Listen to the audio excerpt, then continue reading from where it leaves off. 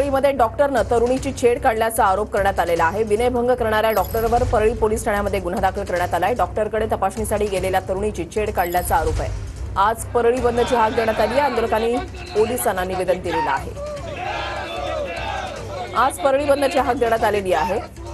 एका डॉक्टरनं तरुणीची छेड काढल्याचा आरोप करत आज परळी बंदची हाक देण्यात आलेली आहे। पोलिसांना या संदर्भातलं निवेदन देण्यात आलेलं आहे। आढावा घेतलेला आहे आमच्या प्रतिनिधींनी, पाहूया।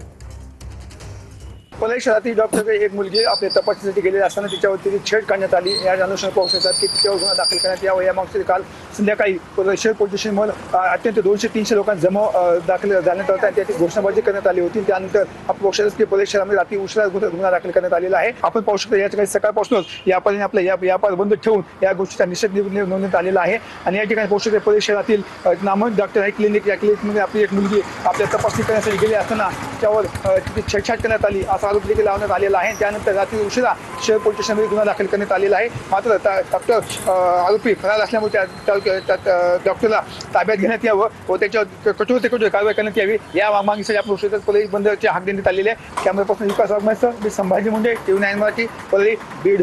परळी बंदचं आवाहन केलेलं आहे, त्या अनुषंगाने बंदोबस्त ठेवण्यात येणार आहे। नागरिकांना काय आवाहन करणार आपण आपल्या माध्यमातून? नागरिकांना आम्ही एवढंच आवाहन करू की आपण शांतता धारण करावी।